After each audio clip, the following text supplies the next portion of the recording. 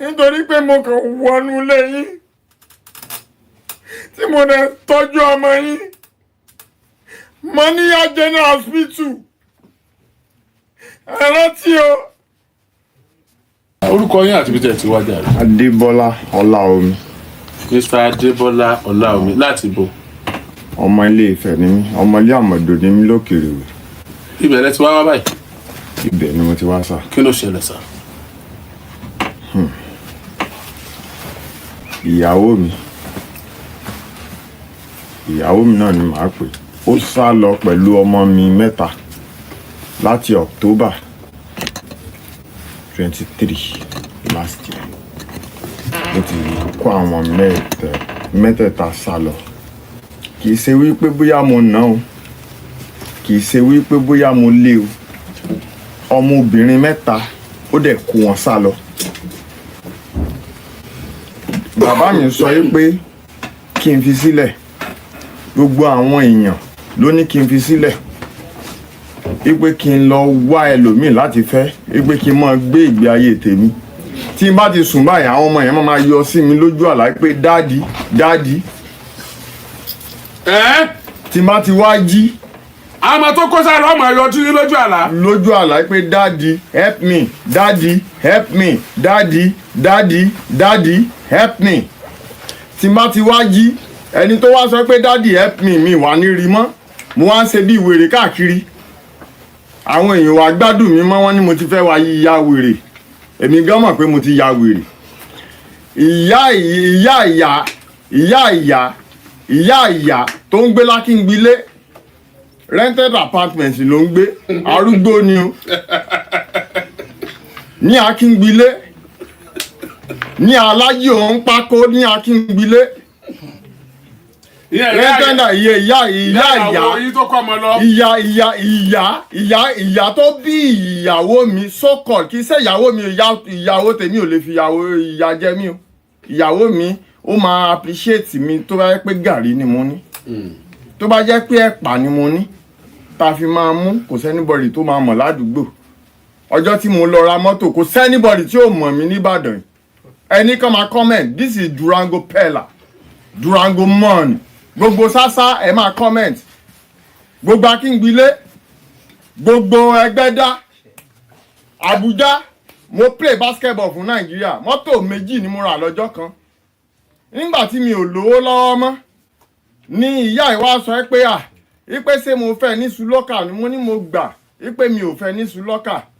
Ipe ọmọ ọ̀dọ̀ ló sọ pé òun ṣe ní Èkó. Mo dẹ̀ sọ pé ipe nígbà tó ń sọ ọmọ ọ̀dọ̀ l'Ékòó, polygamous home lèmi náà ti wá láti Ilé Ifẹ̀. But wọ́n jẹ́ kí ègún yìí kó bọ́ sórí wa. Ìgbà tí mi ò wá ní owó mọ́, tí mi ò ní anything mọ́ láti fún mọ́, wọ́n á sá kúrò. Mo lọ síbi iṣẹ́ ni o, kí n tó dé mi ò rí wọn mọ́. Esther Ọláomi, Adétókẹ́ Ọláomi, Adékúnbi Ọláomi. Torí tí yín mo ṣe ń ya wèrè kiri o. Mi ò ní ìyá mọ́ láyé o. Ẹ ti sọ mí di ẹni tí ò ní ilé mọ́ láyé. Ẹ ti sọ mí di wèrè. Ẹ wá sọ mí di ẹni tí ò ní nǹkan kan mọ́. Nítorí pé mo yà sínú ìdílé yín. Ẹ wá sọ mí di ẹdun arinlẹ̀. Ẹ wá fìyà jẹ mí láì ṣe kankan fún yín. Nítorí pé mo kàn wọnú lẹ́yìn tí mo dẹ̀ tọ́jú ọmọ yín. Mo ní general hospital. Ẹ rántí o. Mo ní general hospital. Ẹ rántí o. Nígbà tí wọ́n ní ọmọ ẹ̀ ní low PCV tí mo lọ ta mọ́tò mi. Ẹ rántí o. Ẹ má wò mí ràn o. Lẹ́yìn Esther, mo tún bí ọmọ méjì. Ó sọ pé ó máa sẹ́yìn àwọn ọmọ ẹ̀ mo ní láyé. Ọlọ́run ọba ò ní jẹ́ n pààyàn láyé mi. Adétókẹ́, ọjọ́ tí wọ́n bí mi ni mo bí Adétókẹ́. December 2nd. I was born December 2nd, 1980. Adétókẹ́ was born the same date, and she looks exactly like me. She absconded with my daughters. Professor Ajaf of UI, you are listening to me.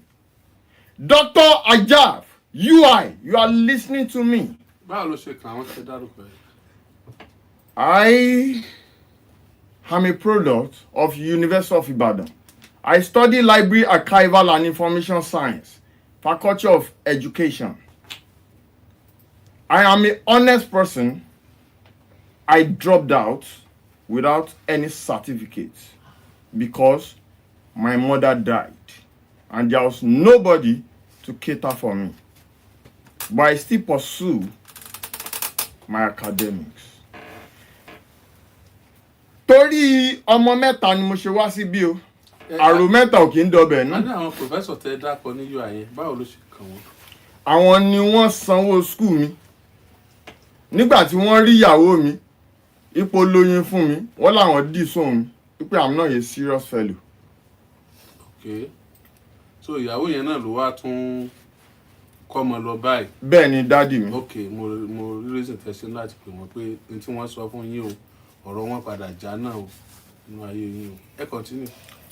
Dádì mi, ọmọ mẹ́ta ni mo bí, obìnrin ni wọ́n. Mi fẹ́ yẹ kí àwọn ọmọ mi kó di aṣẹ́wó.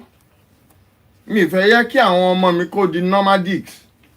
Akíngbílé lágbẹ́ ilé tẹ́ ń gbé tí ẹ ti sá lọ láńlọ́ọ̀dù tó ti nínú ilé tí grandma yẹn ń gbé láńlọ́ọ̀dù láti dá sí pé kíyàwó mi kó dákẹ́ tí ò dẹ̀ mọ̀ kankan tó transpire tàfi bí ọmọ mẹ́ta. Wọ́n adopt ọmọ mi without my consent. Mi ò rí wọn. Mi ò sọ pé mo fẹ́ gbọ́ ọmọ o. Nǹkan tí mo ń sọ ni pé mo kàn sáàfẹ́ máa gbóhùn àwọn ọmọ mi. Kí n máa rí àwọn ọmọ mi. Kí ayé mi kó lè nítumọ̀. Káwọn èèyàn mọ́ rò pé bóyá mo ti ya wèrè. Èmi gan mọ̀ pé mo ti ya wèrè. Grandma yẹn gan sọ fún mi pé wèrè ọlọ́mọ ni mí. Bàbá Jíbádé ní ṣáṣá ẹ̀ ń gbọ́ mi o. Ẹ̀ ń gbọ́ mi o. Kí ni orúkọ yín lẹ̀ fún? Adébọ́lá Ọláomi. Bàbá Esther. Durango àbí? Durango Pella. That's my nickname. Durango Pella. Kí ni orúkọ ìyàwó yín gangan? Fọláṣadé lórúkọ ẹ̀, ìyá Esther ó kúrú ó já wá. Níbo ló wà báyìí? Mi ì mọ ibi tó wà. Ok, mo rò pé ẹ júwe ọ̀dọ̀ ìyá rẹ̀ lẹ́ẹ̀kan. Ìyá mi mọ̀ Akínmọ̀ Alájí òun pákó. That's the landmark. Ibẹ̀ ló ti sá lọ ló ti abscond and she has been absconding. This is not her first time. She has been doing that from day 1, 2 to 3. This is the third time. Do you have her number? More than tó bá ti kúrò nínú ilé mi sà, tó bá ti dá ilé mi rú, á kó gbogbo àwọn ẹrù mi, á máa kó lọ sọ́dọ̀ ilé grandma yẹn. Ṣé ẹ ti wá délé grandma yẹn báyìí? Ìgbà tí mo tún mú lẹ́tà lọ síbẹ̀ sà, wọ́n tún embarrass ẹni tí mo tún send lọ pé kó lọ fún wọn ní lẹ́tà. Wọ́n tún pariwo lè lórí pé níbo ló ti wá. Nílé grandma yẹn? Bẹ́ẹ̀ ni, ní Akíngbílé, ní Alájí onípákó axis ní Akíngbílé. Ibẹ̀ ló ti sá lọ.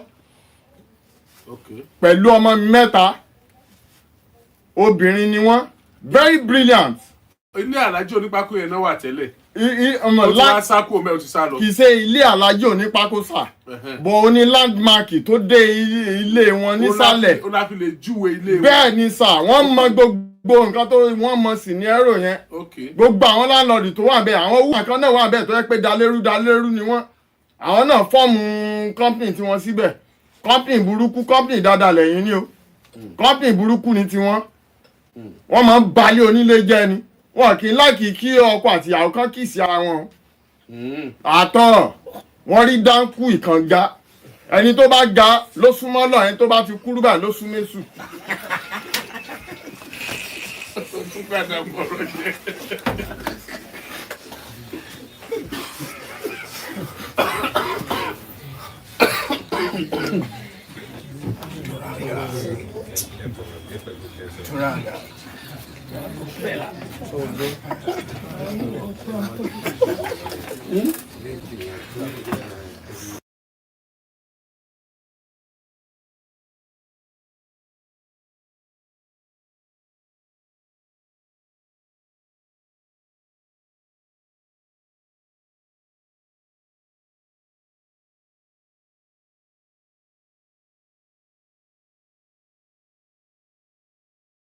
Yeah, that's me driving.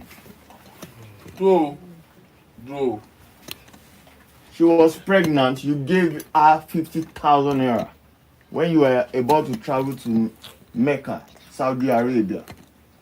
Yes. I could remember. I know this girl. Ibo lẹ́yìn wà nígbà tí ó pregnant gbà tí mo fún 50,000. Toro sunkún wá náà ni pé kò sí. Bó ṣe máa ń blackmail mi kiri nìyẹn nítorí pé she's not contented with what I have.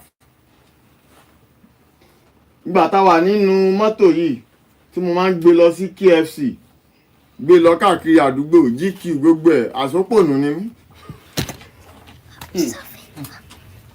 Ìgbà tí mi wà lówó lọ́wọ́ mọ́ kí wọ́n lọ mọ jalè kí n lọ mọ gbébọn mo dẹ̀ sọ fún mo ní so mọ bí tí wọ́n ti rẹ́ǹtì bọ́ kí n lọ dẹ̀ lọ mọ jalè fún ẹ. Àwọn àlọ́ máa sọ fáwọn èèyàn pọ́ kan òun ò sóríire àwọn èèyàn wọn máa ẹmọ́jẹ̀ ń sọ public. Ó tún máa ń sọ fún mi ó tún máa ń kọrin kan fún mi pé say you no dey tire you ni many people dey available for èmi débọ̀. Durango money. Ìyá mọ̀ jẹ mí láyé yìí o. Eré mọ̀ bẹ́ẹ̀ tó ń lé ọ̀dọ́ rẹ o. Dádì mi ṣe rí mo prefer kí n rí àwọn ọmọ mi bá kí n dẹ̀ kú lọ́jọ́ yẹn. Wow. Yes, I love my daughters. I vented for them length and breadth. I don't have any friend because of my family, but she's not contented with length and breadth. Sir, length could be money, breadth could be poverty. It's all right. Do you have a number? Hey, the number. Gbogbo àwọn nọ́mbà gbogbo ẹ̀ ló ti wà switched off. Àdìgbà tó ti ń pè wọ́n, àǹtí Yínká, gbogbo àwọn tẹ́ rí tán wà bí èèyàn dáadáa ni wọ́n. Mo fi Ọlọ́run ọba búra, àǹtí Yínká gan ló ń bọ́ mi látìgbà tí mo ti débí. Lọ lé ni.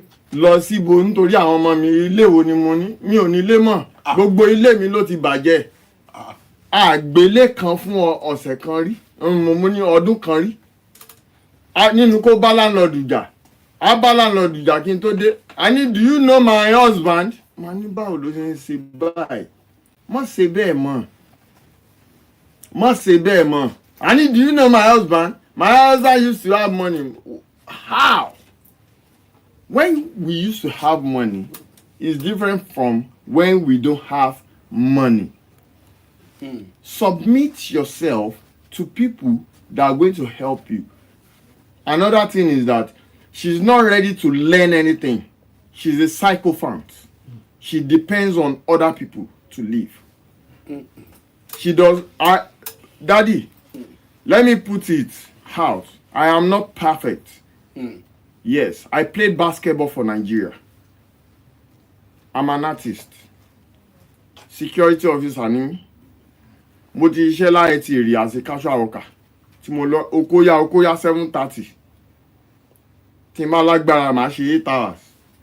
Tí n bá rí pé ebi pa mí tẹ́mi mi ò gbé màá ṣe 5 hours. Meanwhile, she will go and be meeting people and say, I need some money. For what reason? Why will you do that? If you picture of me, you invite it. If picture. Kí lorúkọ ẹ? Fọláṣadé. Fọláṣadé. Akínbọ̀dé. Akínbọ̀dé. Ayọ̀bámi. Ayọ̀bámi. Fọláṣadé Akínbọ̀dé Ayọ̀bámi. Ọmọ ìyá sásá. Ọmọ ìyá sásá. Lákíngbílé tó sá lọ. Lákíngbílé. Tó bá wò wá báyìí, mo fẹ́ rí ẹ, wá rí mi. Oriyomi pè ẹ́, wá rí mi. Ó ti rántí? Yọjú sí mi. ọkọ ẹ̀kọ́ ni mo ní kó wá bá ṣùgbọ́n wá rí èmi lọ́la lágbára Ọlọ́run mọ́mí ẹ̀ náà wà bí.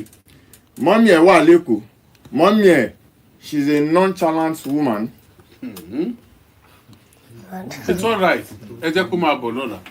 Ẹ jẹ́ kó máa bọ̀ lọ́la. It's all right. Thank you, sir. Good morning. Oriyomi dé.